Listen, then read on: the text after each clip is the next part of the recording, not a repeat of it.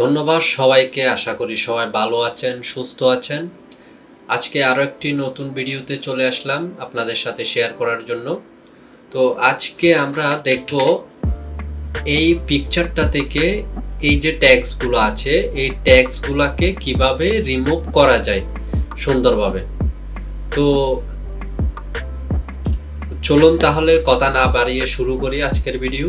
তো আমি প্রথমে যেটা করব সেটা হচ্ছে এই লেয়ারটাকে আমি ডাবল করে নিব। তো ডাবল করে নেওয়ার পরে এই ব্যাকগ্রাউন্ড লেয়ারটাকে আমি অফ রাখলাম, এটাকে অন রেখে আমি এখন কাজ করব এটার উপরে, এই লেয়ারটার উপরে এখন কাজ করব। তো আমি রেক্ট্যাঙ্গেল টুল ব্যবহার করছি এখানে। তো প্রথমে বলে রাখি, আপনি চাইলে এভাবে সিঙ্গেল করেও কিন্তু ট্যাগসগুলা সিলেকশন করতে পারেন, বা আপনি যদি চান এটাকে সবগুলা একসাথে সিলেকশন করতে পারেন। এই যে মনে করেন এটা সিলেকশন করলেন, করার পরে শিফট চেপে ধরে আপনি যদি এটা সিলেকশন করতে চান এটাও করতে পারবেন, একই সাথে শিফট চিপে ধরে এটাও করে নিতে পারেন। তো আরেকটা কথা হচ্ছে, আপনি যদি চান একসাথে এই সবগুলোকে কিন্তু সিলেকশন করে নিতে পারেন, ঠিক আছে? এই সবগুলোকে একসাথে সিলেকশন করে কাজটা করতে পারেন। আমি এখন যেটা করব, তো সবগুলা সিলেকশন করে আপনি যদি করেন তাহলে ট্যাগসগুলা স্মুথ এবং সুন্দরভাবে রিমুভ হবে না, এখানে এলোমেলো হয়ে থাকবে, তখন দেখতে জিনিসটা সুন্দর লাগবে না। তো যার কারণে আপনারা যেটা করবেন সেটা হচ্ছে আলাদা আলাদা করে সিলেকশন করে, একটু সময় গেলেও আলাদা আলাদা করে সিলেকশন করে কাজটা করেন, খুব সুন্দরভাবে এবং স্মুথভাবে ট্যাগসগুলা রিমুভ হয়ে যাবে, দেখতেও খারাপ লাগবে না। আচ্ছা, এখন সেকেন্ড কথা হচ্ছে, আপনি রেক্ট্যাঙ্গেল যে ইউজ করবেন তা না, আপনি চাইলে এখানে যে কোনো টুল ইউজ করতে পারেন, ঠিক আছে? এখানে আপনি যে কোনো টুল ইউজ করতে পারেন সিলেকশনের জন্য।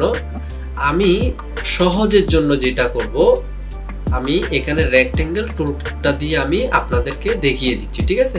রেক্ট্যাঙ্গেল টুলটা সিলেকশন করলাম, সিলেকশন করার পরে যেটা করব, আমি এইগুলো সবগুলোকে সিলেকশন করে নিব।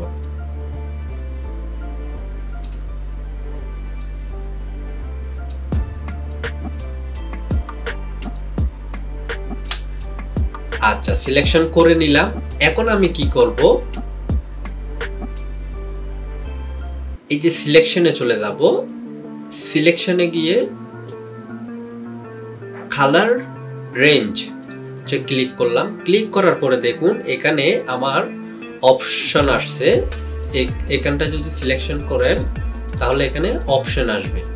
তো আমি যেহেতু যে ট্যাগসগুলা সিলেকশন করব, এই ট্যাগসগুলাকে একটু সিলেকশন করে দিব, যে আমি সাদা কালারটাকে সিলেকশন করতে যাচ্ছি, ঠিক আছে? এই যে আমি সাদা কালারটাকে সিলেকশন করে দিলাম, বা আপনি যদি চান এখানে হাইলাইটস এর মধ্যেও সিলেকশন করে দিতে পারেন, অর্থাৎ আমার টেক্সটটা হচ্ছে সাদা, তো যার কারণে আমি সাদার মধ্যে সিলেকশন করে দিলাম, ঠিক আছে? তো এখন কাজ হচ্ছে এখানে একটু বাড়িয়ে কমিয়ে নিতে পারেন। এই যে এখানে যদি বাড়িয়ে নেন, এই জায়গাটা ফলো করবেন একটু। আমি একটু বাড়িয়ে কমিয়ে দেখছি।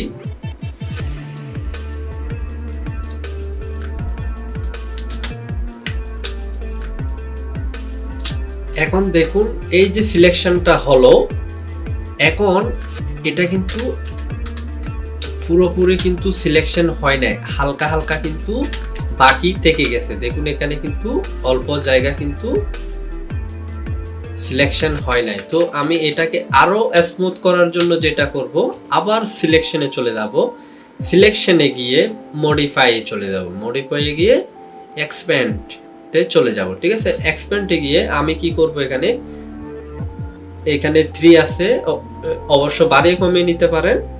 আমি এখানে 3 তে রাখতেছি, দেখি মানে কিরকম হয় সিলেকশনটা। তো ওকে করে দিলাম। এখানে দেখুন এটা কিন্তু সিলেকশন হয়ে গেছে কিন্তু সুন্দরভাবে, ঠিক আছে। তো এখন আমি কি করব, এটার মধ্যে আবার এডিটে চলে যাব। এডিটে গিয়ে কন্টেন্ট অ্যাওয়্যার ফিলে চলে যাব, ঠিক আছে।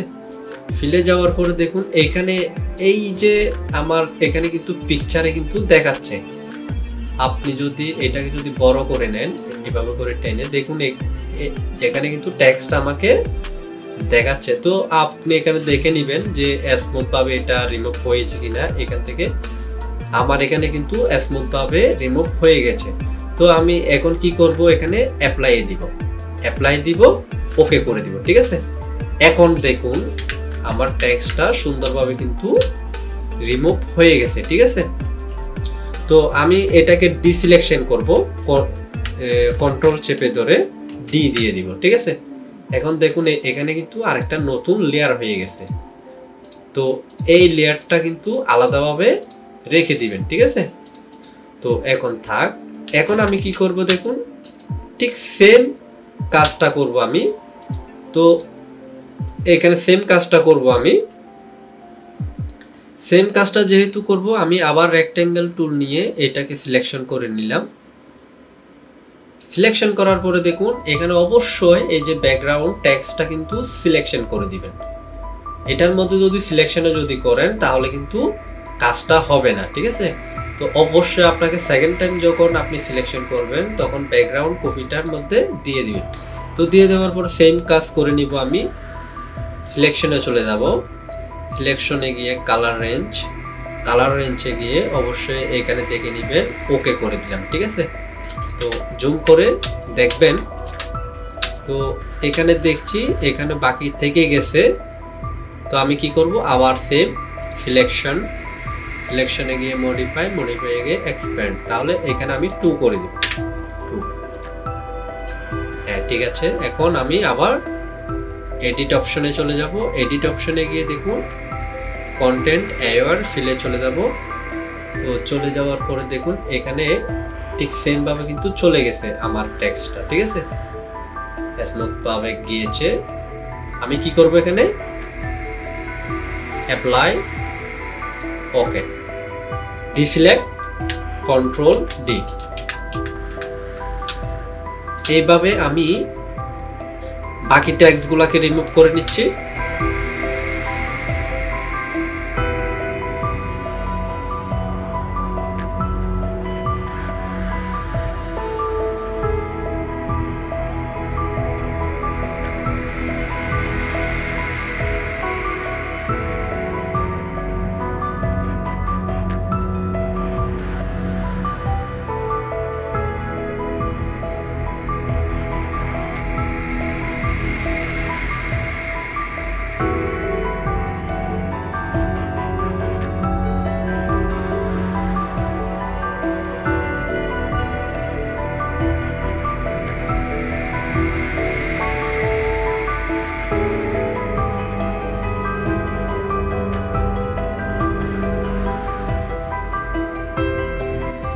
আচ্ছা দেখুন আমার সবগুলা টেক্সট কিন্তু রিমুভ করা হয়ে গেছে।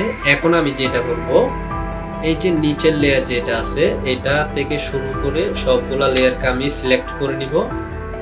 সিলেক্ট করার পরে আমি লেয়ারে চলে যাব। লেয়ারে গিয়ে